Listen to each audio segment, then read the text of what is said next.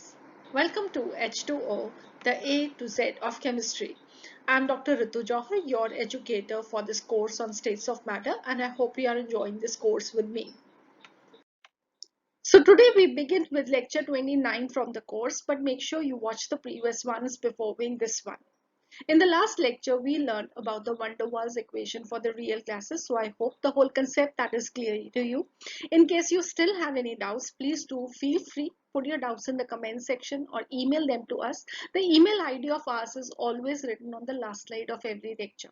But please do not keep your doubts to yourself. Keep clarifying your doubts so that your concepts they become strong and you can excel in any competitive examination of yours.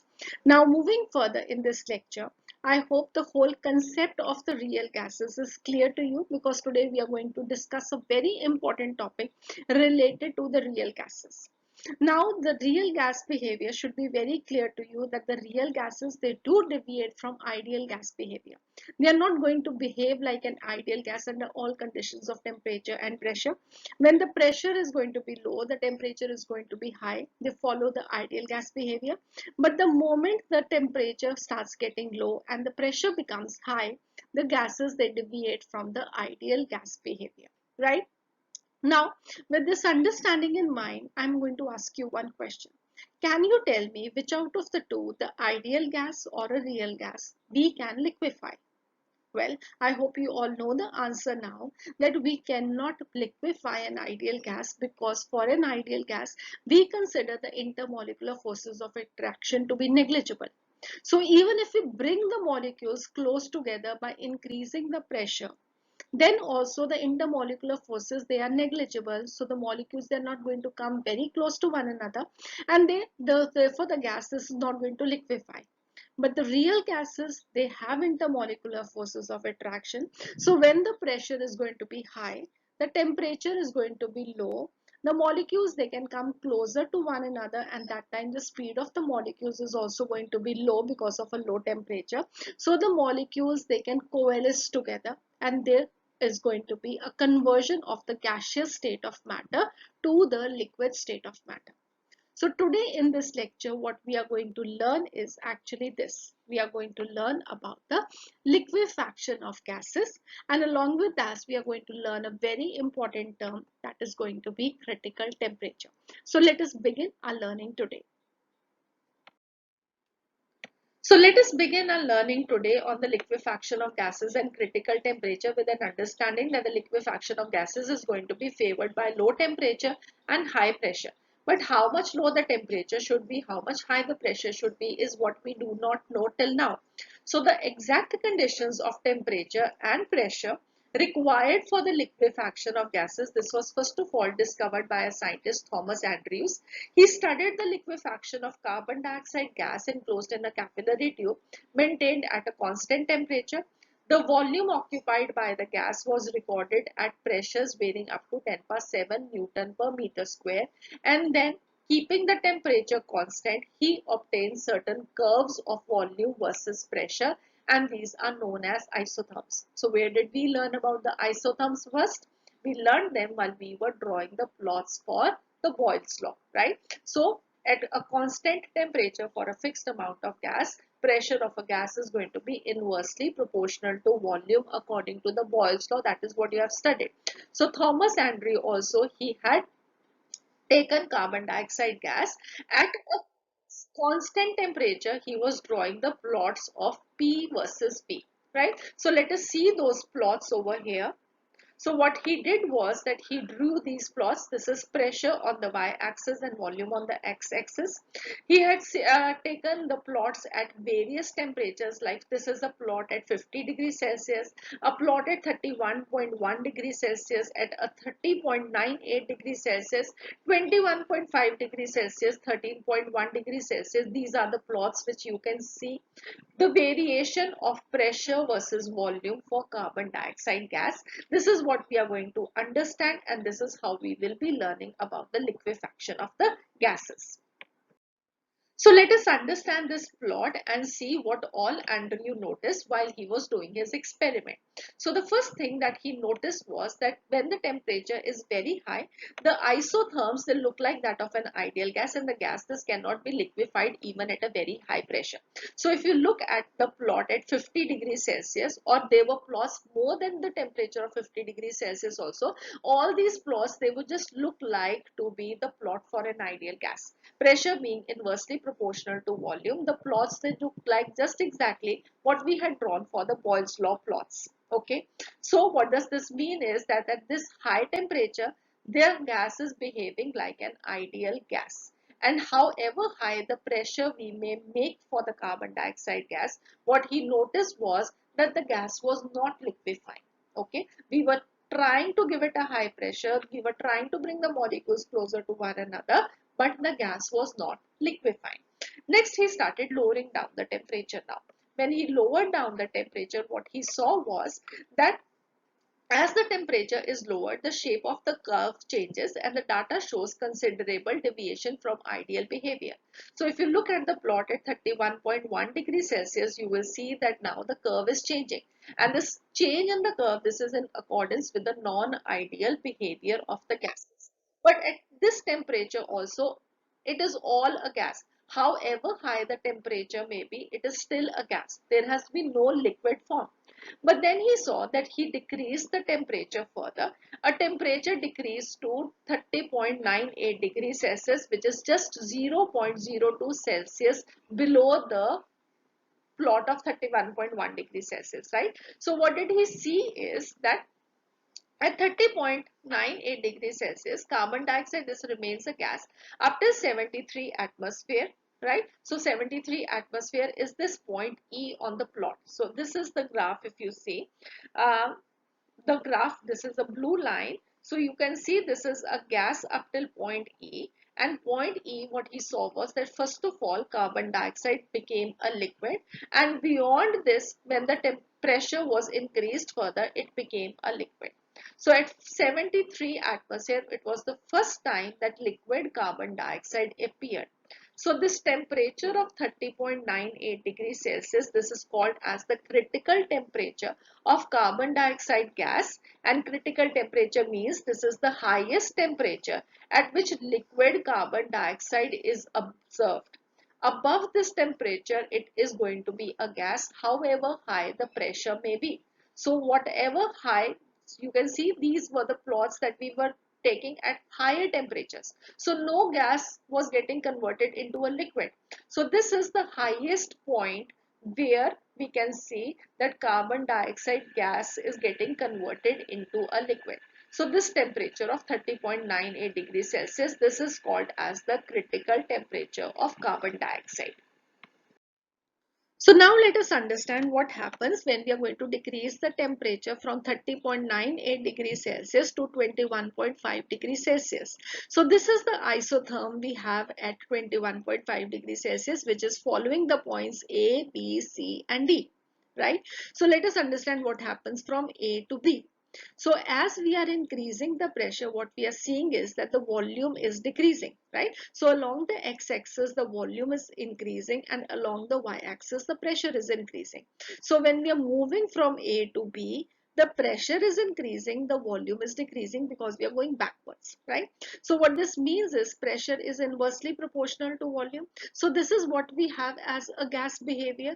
The pressure of a gas, if it increases, the volume decreases in accordance with the Boyle's law, right? Now when we reach up till point B, what Andrew noticed was that here the gas, this starts getting liquefied, right? So from B to C, what we see is that the liquefaction of the gas starts. All right, so what is happening is now as he tried to compress the gas, there was no change in pressure. This you can see, this is a horizontal line, so there is no change in pressure. He tried to compress the gas, but there was no change in pressure, but the volume of the gas, this was decreasing. Why was this decreasing? Because now the gas is getting liquefied.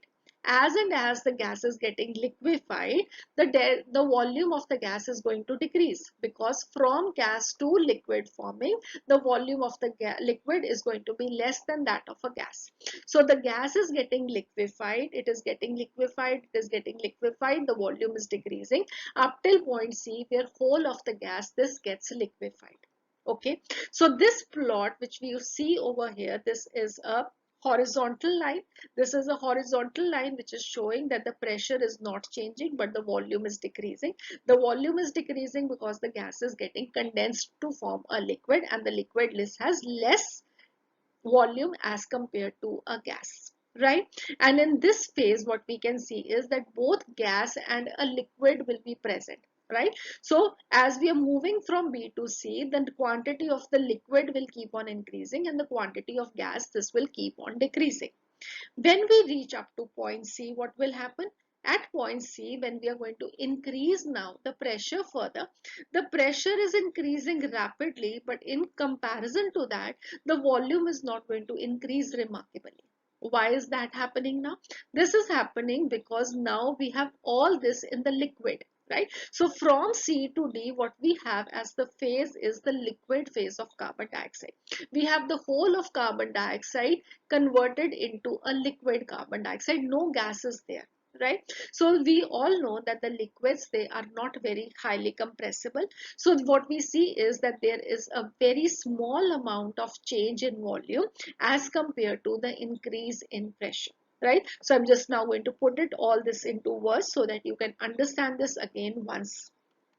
So at 21.5 degrees C, what we see is that the carbon dioxide, this remains as a gas up till point B. Up till point B, from A to B, this was a gas, where a liquid of a particular volume starts appearing. So at B, the liquid forms appearing.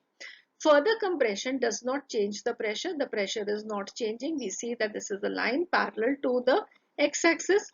The liquid and gaseous carbon dioxide, they coexist. They coexisted along B and C, and the liquid and further application of pressure results in the condensation of more gas until point C.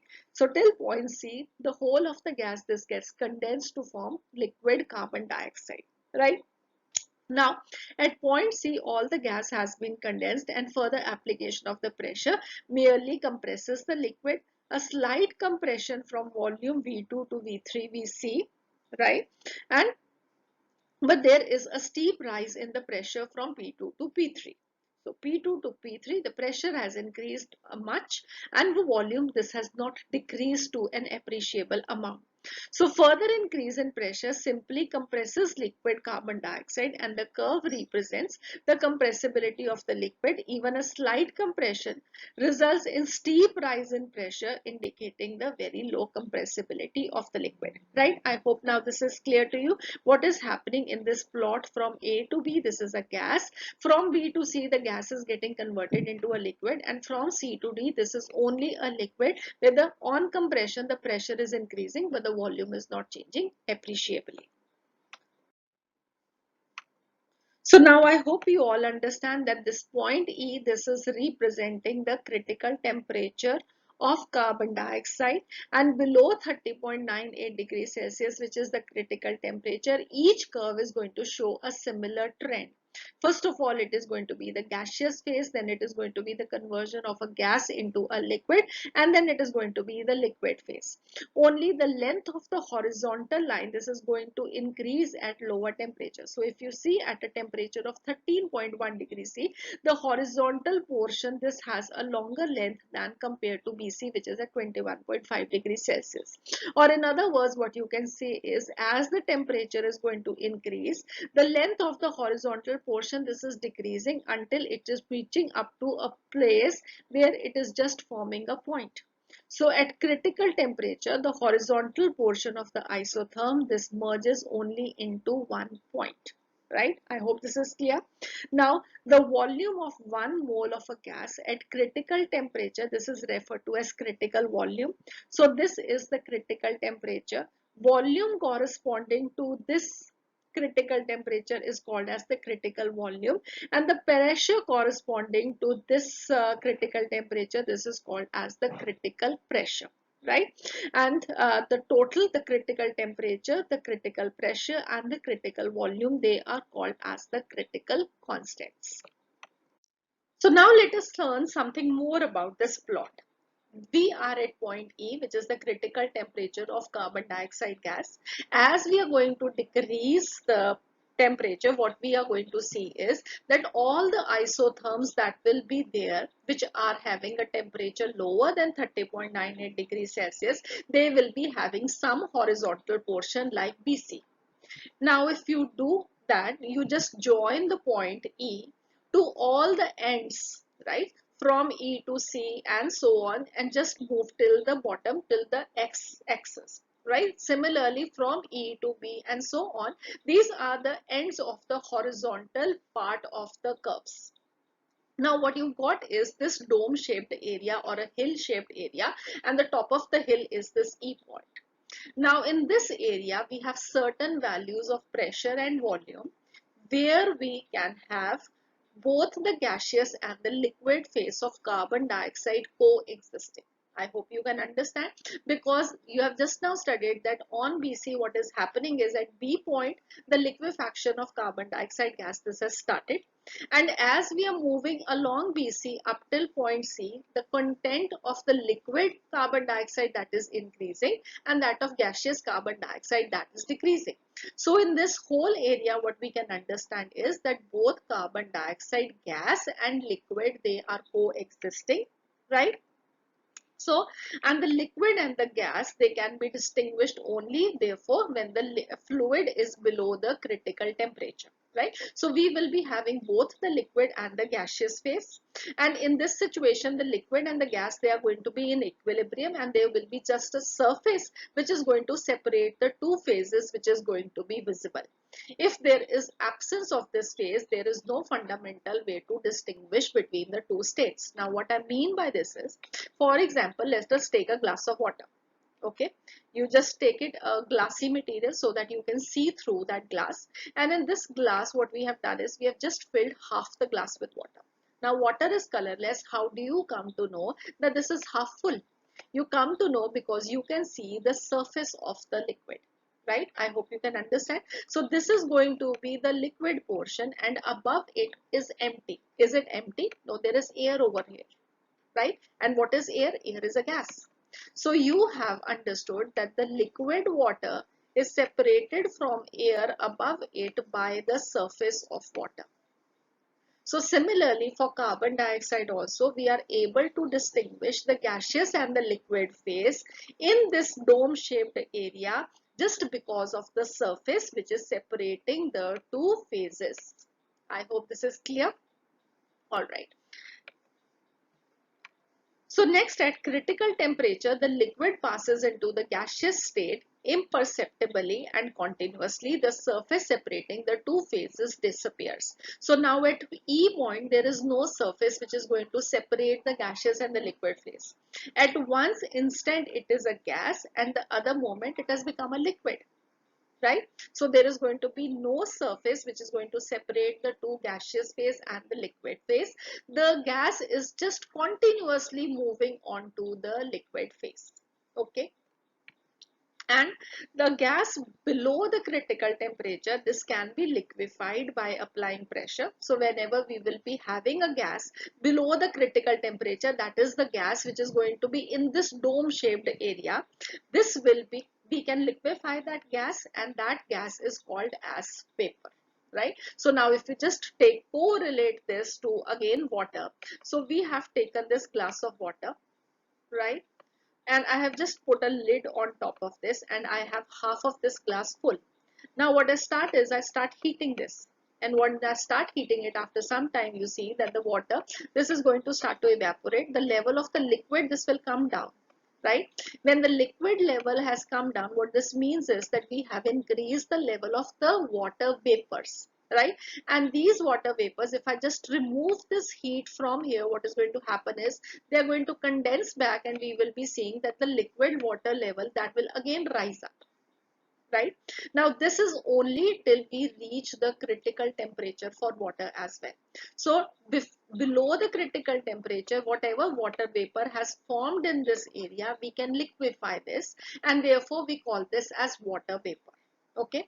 Once we reach beyond the critical temperature, that portion of now the gas which has been formed, that cannot be liquefied, and we will not be calling that as water vapor. So similarly for carbon dioxide also, when we are having the gas below the critical temperature, that is in this dome shaped area, because you now know that there is gas also and liquid also in this dome shaped area.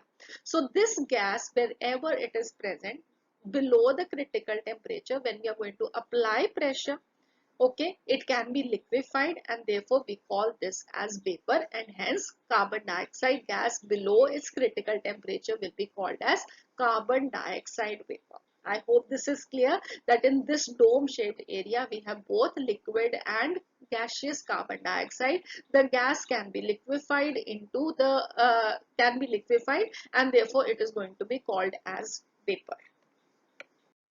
Now, if you look at this diagram, what you can see now differentiate is, this is the same content that has been written over here. What you have to just see is now that all this phase which is white now, this is all gaseous carbon dioxide, because this is above the critical temperature. So the isotherm for the critical temperature is 30.98. Right? So beyond this, if all the temperature that we will be having is the gaseous phase of carbon dioxide, in this dome shaped area, it is going to be both liquid as well as gaseous carbon dioxide. And this area now what we will be having is only liquid carbon dioxide. Right? I hope this is clear to you people. You do not have any doubts related to this. So now let us move on further. So now it is not only going to be just carbon dioxide that is going to show this behavior. In fact, all the gases upon compression at a constant temperature, that is isothermal compression, they will be showing the same behavior as shown by carbon dioxide. So beyond the critical temperature, every gas is going to behave like a gas, whether it is behaving like an ideal gas or it is behaving like a real gas, showing deviation from the ideal gas behavior, but it will be a gas. When it is going to reach its critical temperature, it can be liquefied. Below the critical temperature, it can be liquefied, right? I hope now this is also clear to you people. Fine. So the gases should be cooled below their critical temperature for liquefaction. Liquefaction of permanent gases, that is the gases which show continuous positive deviation in the Z value, there is no negative deviation. For example, we have studied about the positive deviation for hydrogen and helium gases. So these gases, they will be requiring cooling as well as considerable compression. Why so? Because when we are going to compress, the molecules, they will come closer to one another, and when you're going to cool these, what will happen is the cooling is going to decrease the speed of the molecules, and therefore the intermolecular interactions, they may hold closely and slowly moving molecules together, and hence the gas this get liquefied. Okay, so for all the gases which are going to have only positive deviation, you have to compress them and you have to cool them simultaneously. Now there is one more thing. Okay, just do not look at the content over here. First of all, let us try to understand. I give you a question that I want my gas from point A to become a liquid at point D. Okay, how are we going to do it? One option is that we are going to move along this isotherm, right? So we are increasing the pressure, the volume is going to decrease, then it is going to be more compression, it is just getting liquefied, and then when it is going to be more pressure, it is going to be a liquid now at point C, so we will be reaching the point D. Okay, so now what is happening over here is that the gas is going to pass a two phase. It is going to be one phase over here. It is going to be two phase from B to C, where both gas and liquid is existing, and then it is going to be again a movement in one phase, that is a liquid. But if my question is that I want to reach from point A to point D, but I do not want to cross a situation where there is any time two phases coexisting, then what I should do?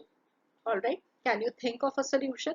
Well, what we can do is that we are at point A. So this is at a temperature of what? This is at a temperature of 21.5 degrees Celsius. Now, if I increase the temperature of the gas, what I'm going to do is I'm going to increase the temperature up till 31.1 degrees Celsius. Okay. So with the increase in temperature, I'm keeping the volume constant and the pressure is going to increase. Fine. Now, when we have reached point F, what we are going to do is we are going to keep the temperature constant, but we are going to increase the pressure. When the pressure is going to increase, it is going to follow the gaseous behavior and the volume will decrease, and we are going to keep on increase the pressure up till we reach up to point G. Now what is happening? Now at point G, when we have reached, we are going to again do what? We are going to decrease the temperature. Okay, so we are now decreasing the temperature. We are going to keep the volume constant and we are going to reach up to point D, because as we are going to lower down the temperature, the pressure is also going to lower down. And the moment it is going to pass H, which is on the isotherm for the critical temperature, what is going to happen? This gas is going to get liquefied, right? And it is happening at H the moment the gas has changed into the liquid. And now from H to D, it is going to be liquid. So what have we done? We were a gas, a gas, a gas, a gas, and the moment we reached H, we have become a liquid. So never there was a situation when we had the two phases together. Right? I can just read out these things for you so that they become again more clear to you. A gas, this can be converted into a liquid, or a liquid, this can be converted into a gas by a process in which there is always a single phase present. Never there were two phases present. For example, when we move from point A to point F, right? Point A to point F, vertically we have just increased the temperature. Then we reach the point G. By compressing the gas, we have increased the pressure at constant temperature along the isotherm of 31.1 degrees Celsius. Now we have reached up till point G. Now we can move down vertically down towards D by lowering down the temperature. As soon as we cross the point H on the critical isotherm, we will get the liquid. Right? Now I hope this is clear to you that when we are going to move from A to B to C to D, we will be crossing a phase where there are going to be two phases present together. But when we move from A to F to G to D, what we will be getting is always a single phase. Either it is the gaseous phase or it is going to be the liquid phase. So I hope now you are getting an understanding that why we are learning about these things. These are the things which will help you understand how various things they are done in the uh, laboratory or in the industry, that when we want a liquid or when we want a gas, we want them together or we do not want them together. So how with this understanding we can change the temperature pressure conditions to get the desired results. So now moving from A to F to G to D, we remained in one phase only, right? But isn't it more easy that we do just remain at the critical temperature, then also we will be remaining in one phase only. Up till point E, it is going to be gaseous phase, and after point E, it is going to be the liquid phase. Right? So I hope this is clear that if the process is carried out at the critical temperature, the substance always remains in one phase.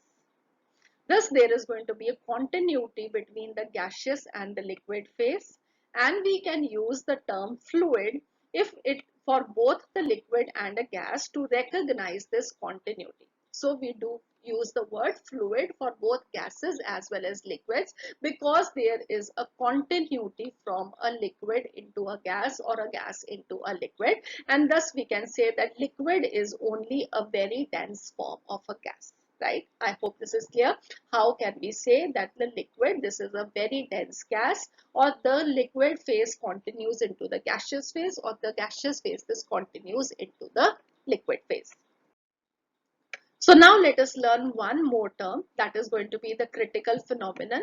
So what you have already learned is that the critical temperature, that is Tc, the critical pressure, that is Pc, and the critical volume Vc of a gas, they are collectively called as the critical constants. But now what you have to remember is that the critical temperature and the critical pressure, they do not depend upon the quantity of the gas, they depend upon the nature of the gas, whereas the critical volume, this is going to depend upon the quantity of the gas. If the quantity quantity of the gas is going to be more, the critical volume is going to be more. If the quantity is going to be less, the critical volume is going to be less. But the temperature and the pressure, this is going to not depend upon the quantity of the gas. These are going to be constant depending upon the nature of the gas. So at the critical temperature, under critical pressure of a gas, please do remember that the gas physical properties, they cannot be distinguished from the properties of the liquid under same conditions and temperature. Okay. So if there is a liquid at critical temperature and critical pressure, whatever the properties are going to be, they are going to be same as that of the gas under critical temperature and critical pressure. At the temperature and pressure, when a gas is indistinguishable from the liquid form, this is said to be the critical state or the critical point, and the phenomenon of the smooth merging of the two states, that is the liquid state and the gaseous state, this is called as the critical phenomenon. So the fluids, please do remember, which are going to be above the critical temperature, they are called as supercritical fluids, and they can dissolve many organic compounds, and these are used for the separation of the constituents of a mixture, right? So please do remember these terms. These are going to be important. Next, let us learn the derivation of critical temperature, pressure and volume from the van der Waals equation. This is not given in the NCERT textbook, but if you look at the previous year questions, many questions they are framed from this topic, especially the results of this derivation. Alright, so whatever are going to be the results of this derivation, they are going to be very important for your competitive examination. Here is one option that you just cram up those results, and the other option is to understand how we have reached up to those results, and then you can remember them in a better way. Alright, so let us see how we are going to derive these. So you all know what is the van der Waals equation. We've just done it in the last lecture. So it is for 1 mole of a gas, P plus A by V square into V minus V, this is equal to RT. Let us solve this by baby little steps so that you can understand the complete derivation in the most simple way that is possible. Alright, so we are going to solve this bracket first. How are we going to solve it? We have taken V square as the LCM, so PV square plus A divided by V square into V minus V, this is equal to RT. Let us take V square to the other side. We will be getting PV square plus A into V minus V. This is equal to RT into V square. Right? Let us open up these two brackets now. So what we will be getting is PV square into V. So PV square plus A into V plus AV. PV square into minus V minus PV square V plus A into minus V. This is minus AB. Let us take this also to the other side. So this becomes minus RTV square. This will be equal to 0. Now this is equation number 2. Let us divide this equation number 2 by P, the pressure. So what you will be getting is PV cube divided by P. So P will be cancelling out. We will be getting V cube. AV by B. Again PV square by B divided by P. PP will again cancel. So what we will be left behind is minus V square by B. Then minus AB by P, and then we will be having minus RTV square divided by P. This will be equal to 0. I hope this is clear. We have just divided each and every of these by P. Now the next what we have done is we have taken this term where we have minus B square P and minus RTV square by P. In these two we have V square to be common. So what we have done is V square minus RT by P plus B into V square. Okay, I hope this is clear. This was a minus and a minus, so minus is out and this is a plus inside, and this is multiplied by the common term, that is V square, plus AV by P minus AB by P. This is equal to 0. I hope no doubts so far. Very good. Okay, now next let us, what we are going to do is we are going to substitute the temperature by the critical temperature and the pressure by the critical pressure, because that is what we want. We want to have a gas at a critical temperature and critical pressure. So we have taken now the temperature to be the critical temperature and the pressure to be the critical pressure. So I'm just going to rewrite this equation number 4 by wherever T is written, we will be writing PC, and wherever P is written, we will be writing PC. Nothing else I am doing over here. So this is my equation number 5. I'm just going to rewrite it again on the next page so that you can see. So now this is the equation number 5 that we left on the last line. I have rewritten it again so that you can see it back. Alright. Now what we are going to do is we are going to define the volume of a gas at critical temperature and critical pressure. So you all know that when the temperature is going to be critical temperature and the pressure is going to be critical pressure, the volume of 1 mole of a gas, this will be equal to the critical volume, right? Now what we are going to do is we will be rewriting this as V minus Vc. This is equal to 0. And now we are going to do a cube of this. Okay, so cubing both sides, what you will be getting is V minus Vc whole cube. This will be equal to 0 cube. So this will be equal to 0 only. Now let us expand this. I hope you all know how you're going to expand A minus B whole cube. This is what you have done in probably class 8th or 9th. So I'm going to just expand it. Right, so what we will be getting is V cube minus 3Vc into V square plus 3Vc square into V minus Vc cube. This is going to be equal to 0. Now these two equations, they are exactly same. Why are they same? Because this is also the equation for a gas at critical temperature and pressure, and this is also the equation for a gas which is at critical temperature and pressure. So what are we going to do is we are going to compare these two. So V cube is V cube, so there is no change. The next we have is V square term and another V square term. So this means that the coefficients of the V square, this is going to be equal to one another. So let us write them, right? So what we will be getting is minus 3V square is the coefficient for this V square, so minus 3Vc. And for this V square, the coefficient is minus RTC by PC plus P. Let us cancel out these minus minus. Okay, so this can be cancelled out. The next we will be having is the comparison of this term. This is a volume V and here also we have V. So A by PC, this is equal to what? 3Vc square. So this is 3Vc square. And the next what we have is AB by PC, right? This is, sorry, minus AB by PC, and this is minus BC cube. So minus BC cube.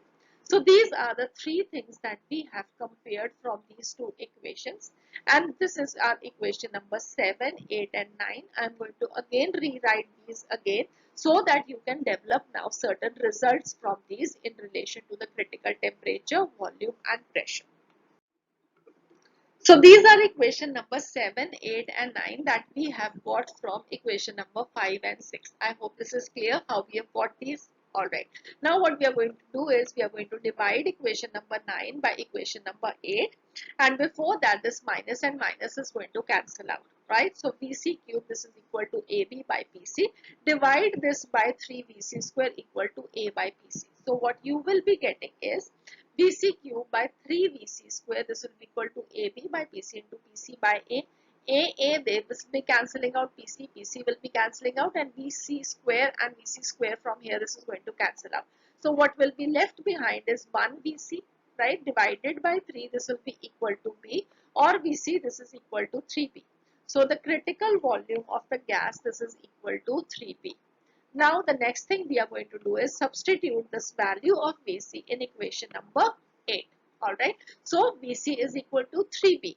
So what we will be getting is 3 into 3b square. This is equal to A divided by Pc. So Pc is going to be equal to A divided by 27b square. So the critical pressure of the gas, this is going to be equal to A by 27b square. The next we are going to substitute the value of PC and VC in equation number 7 now, right? So you have both VC and PC values, you are going to substitute and you will be getting the value of the critical temperature now, right? So let us substitute them. On solving this, what you will be getting is the value of the critical temperature. This is going to be 8A divided by 27 RP. So this is the value of the critical temperature. Now, many a times in the questions, for example, in the JEE Mains 2019 question, there was a question, I just remember that the values of A and B, they were given to you for 4 or 5 gases. And you had to tell for which of this the critical temperature is going to be high. So you can see over here that when the value of A is going to be high, the value of critical temperature is going to be high. When the value of B is going to be low, the critical temperature is going to be high. So what you require is a high value of A and a low value of B to have a high critical temperature. Okay, I hope this is clear. Another thing which you can understand is what does A stand for? A stands for, or A signifies, the intermolecular forces of attraction. So if the value of A is going to be high, the intermolecular forces of attraction, they are going to be high, and the value of critical temperature is going to be high. So now this relationship, I hope this will help you understand that the critical temperature of a gas, this gives us an indication of the strength of the intermolecular attractive forces of the gas. So the critical temperature depends upon the value of A, and the value of A, this signifies the intermolecular forces of attraction. So if the substances, they have weak attractive forces, they would be having low critical temperature. Weak attractive forces means the value of A is going to be less and the critical temperature is going to be low. If the substances, they have strong attractive forces, the value of A is going to be more and the critical temperature is going to be high. And similarly, if the attractive forces, they are going to be more, the molecules, they can come closer to one another, therefore it is going to be more easily possible for a gas to be liquefied. So if the value of A is going to be more, the critical temperature is high and it is easy for us to liquefy a gas. If the attractive forces, they are less, the value of A is going to be less and it is going to be very difficult for us to liquefy a gas. So two types of questions, they come in the examination. It can be a relationship of the value of A to the critical temperature or the value of A to the liquefaction of the gas. And I hope now this is clear to you. You can look at the values of certain critical constants of some gases and vapors. This will also help you understand. Helium and hydrogen, if you remember, we have discussed that the compressibility factor Z was always greater than 1. And when it is greater than 1, what it meant was that the intermolecular forces of attraction, they were very weak. So very weak attractive forces means that the critical temperature should be low, and you can see over here also that the critical temperature of helium, this is just 5.3 Kelvin. For hydrogen it is 33.2 Kelvin. So if we want to liquefy such gases like helium and hydrogen, we have to cool them down to a very low temperature of 5.3 Kelvin and 33.2 Kelvin. Okay, so this is very low a temperature.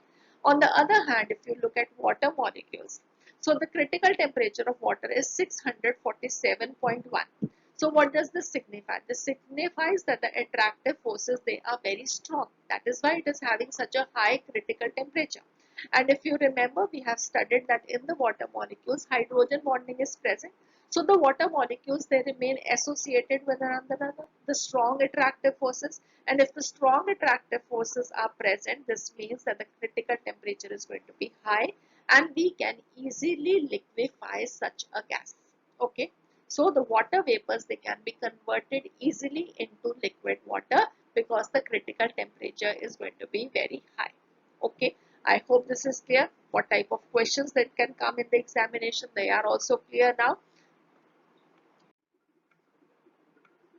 The next, we are going to see the value of compressibility factor at the critical temperature. So what we know is Z is equal to PV by RT. And if we want the value of compressibility factor at the critical temperature, so that critical temperature, the pressure is going to be that of a critical pressure and volume will be a critical volume. So Z will be equal to PC into VC divided by R into TC, right? Or if you are just going to substitute the values, PC is A by 27 V square, VC is 3V, and R is R, and TC, this is equal to 8A by 27 RB. So R is going to cancel. So these things, everything is actually going to cancel out. If you want, I can just do that as well. Let us do that. All right. So this is a B.